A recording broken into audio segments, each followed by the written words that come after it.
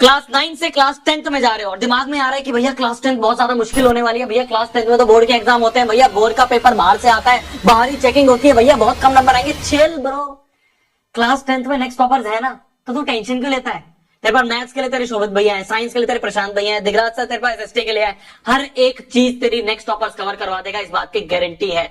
Class 9 तुम्हारी कैसे भी गई हो, किसी कारणवश मान लो अच्छी नहीं गई, टेंशन मत लेना। क्लास 10th के बोर्ड एग्जाम में तुम फोड़ के आओगे। तुम जो इस साल टारगेट लेके बैठे हो ना, एक पेपर लो अभी अभी सामने, एक पेपर लो और एक पेपर लेके सामने लिख दो कि इस साल जो मेरा क्लास 10th का बोर्ड एग्जाम का टारगेट है वो है जी 95%, वो है जी 98%। इतना लिख के सामने चिपका दो, अपने अंदर ये प्रण ले लो कि लेके आऊंगा, आगे की हेल्प हम करेंगे। क्या मेरी बात समझ में आ रही है? ये वीडियो काफी सारे सीनियर्स देख रहे होंगे, एक बार बताओ अपने जूनियर्स को कि कितनी अच्छे तुम्हारे बोर्ड के एग्जाम जा रहे हो, किस लेवल पे तुम फोड़ के आ रहे हो, किस लेवल पे तुम्हारी नेक्स्ट टॉपर से हेल्प करी है। एक बार बताओ जूनियर्स को कमेंट में, उनको कुछ सजेशन दो। शुरुआत करते हैं आज की शानदार वीडियो की। देखो मेरे जान, क्लास 9 जो है ना, ये थोड़ी सी टफ क्लास रहती है। क्यों? क्योंकि इसमें जो सिलेबस है वो एकदम से थोड़ा बड़ा हो जाता है, फिर मैथ्स में कुछ कुछ अलग अलग कॉम्प्लेक्स चीजें आ जाती हैं। जैसे मैं तुम्हें एक एग्जाम्पल बताऊं, जो क्लास 9 वाले ध्यान से सुनना। क्लास 9 में तुमने सर्कल्स में कितनी थ्योरम पढ़ी थी? 11 12 13 थ्योरम पढ़ी थी, सबके प्रूफ पढ़े थे। क्लास 10th के सर्कल में सिर्फ तुम 2 थ्योरम पढ़ोगे। इसलिए मैं बोल रहा हूं, क्लास 9 का अगर लेवल बहुत ऊपर है तो क्लास 10th का लेवल बहुत नीचे है। बहुत आसान क्लास होने वाली है, इस साल तुम फोड़ के आओगे। शर्त क्या रहेगी? शर्त ये रहेगी कि सही गाइडेंस को लेके चलना। शुरू से लेके एंड तक तुम्हारा हाथ पकड़े रखेंगे, आखिरी एग्जाम तक तुम्हारे साथ सुबह 4 बजे भी लगे रहेंगे। ये नेक्स्ट टॉपर्स का वादा है।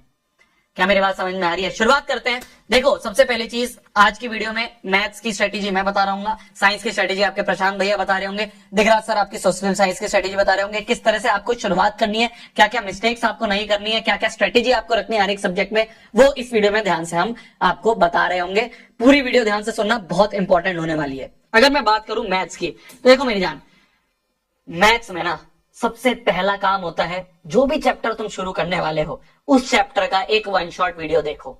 जैसे क्लास 9th में, जैसे क्लास 9th लेक्चर तुमका, लेक्चर देखने के बाद काम क्या रहेगा? एनसीईआरटी करनी है, और एनसीईआरटी अच्छे से करनी है, एक एक क्वेश्चन करना है। बोर्ड एग्जाम में एनसीईआरटी से डायरेक्ट उठ के सवाल आते हैं।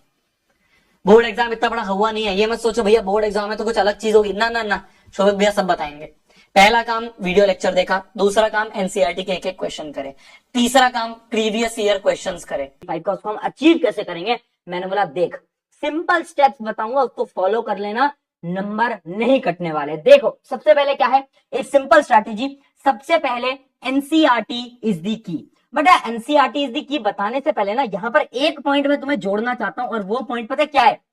Start from the beginning. पता है बच्चे क्या गलती करते हैं?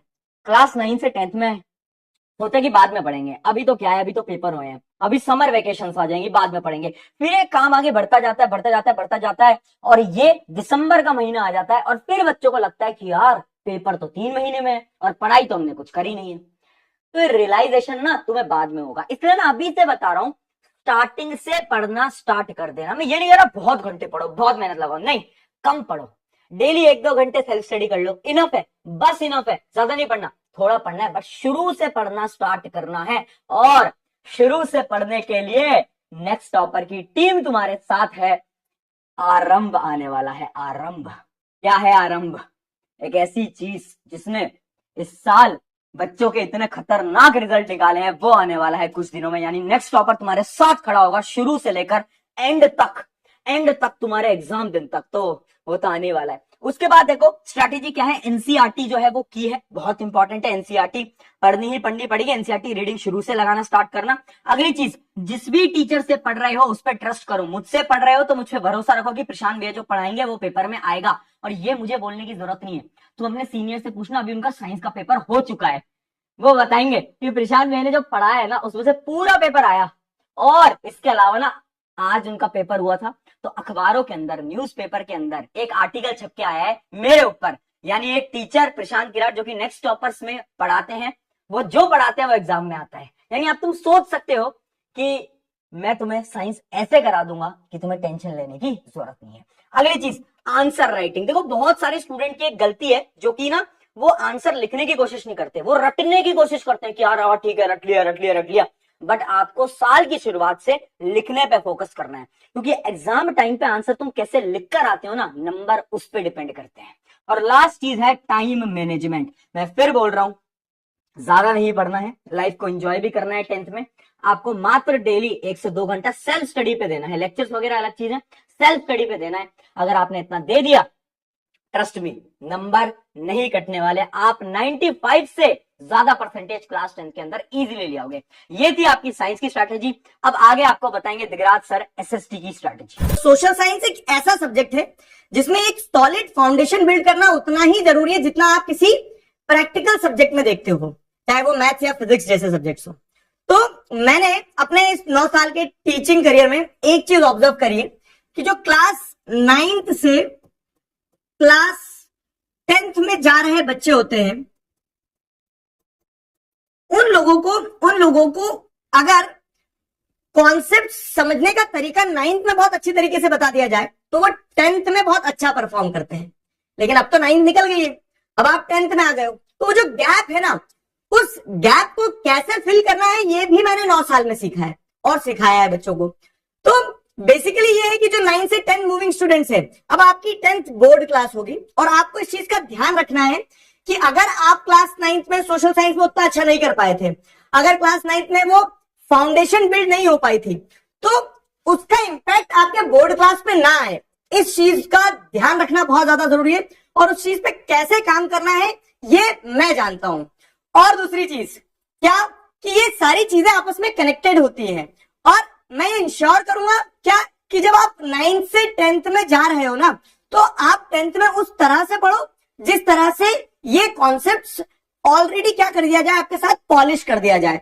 तो ये कुछ गलतियां हैं जो बच्चे जब 9वीं से 10वीं में जा रहे होते हैं इन पे ध्यान नहीं देते हैं और 10th के स्टार्टिंग से ही फिर थ्योरेटिकल सब्जेक्ट सच सोशल साइंस में स्ट्रगल कर रहे होते हैं। अब हम लोग भी क्या कर रहे हैं, जैसे भी आपको आपके शोभित भैया ने और प्रशांत भैया ने बताया कि अपनी कमर कस चुके हैं कि क्लास 10th में जो अब बच्चे आएंगे, यानी कि 2026 में जो अपना बोर्ड एग्जाम देंगे, उन्हें क्या करना है, उन्हें आज से ही तैयार करना है। और अब आज से ही तैयार करने की बात जब की जा रही है तो वो आरंभ अभी से शुरू हो जाना चाहिए। अब इन सारी चीजों के पीछे कोई बहुत बड़ा रॉकेट साइंस नहीं है, चीजें बड़ी बेसिक सी और बड़ी सिंपल सी है कि आपको पूरा सिलेबस बहुत अच्छे से कंप्लीट करना है, आपको यह पता होना चाहिए कि सवाल किस तरह से आते हैं और आप रेगुलर बेसिस पे अपने आप को चेक करते चलो। और हम यही इंश्योर करेंगे कि अब जब 9वीं से 10वीं में बच्चा जा रहा हो तो उसका इन बेसिक्स पे काम हो रहा हो। आरंभ ऐसा हो जहां उसे पूरा का पूरा सिलेबस कंप्लीट करवाया जा रहा हो, आरंभ ऐसा हो जहां उसे यह बताया जा रहा हो कि सवाल कैसे आते हैं, और आरंभ ऐसा हो जहां पे उसे हर दिन चेक किया जा रहा होगा कि अगर मैं पढ़ा रहा हूं, आप पढ़ रहे हो, लेकिन उस चीज का आउटकम क्या निकल के आ रहा है। और ये सारी चीजें सोचकर प्लान करके आपके सीनियर्स को भी उसी तरह से तैयार किया था जिन्होंने अभी बोर्ड एग्जाम दिए। और ये हम नहीं बोल रहे हैं, उनके रिजल्ट्स बोल रहे हैं क्या कि वो जो साल भर मेहनत लगती की जाती है, उस मेहनत का एक कतरा भी जाया नहीं जाता है। तो हम फिर से तैयार हैं। मैं फिर से कह रहा हूं कि हमने कमर कस ली है। किस चीज के लिए? एक नए आरंभ के लिए। आरंभ उस चीज का जो 2026 में अपना बोर्ड एग्जाम देने वाले हैं। तो आपके लिए एक बहुत बड़ा अनाउंसमेंट आने वाला है। अभी बस आपको इतना बताऊंगा क्या कि आपको कनेक्टेड रहना है। क्यों? क्योंकि एक नई शुरुआत, एक नया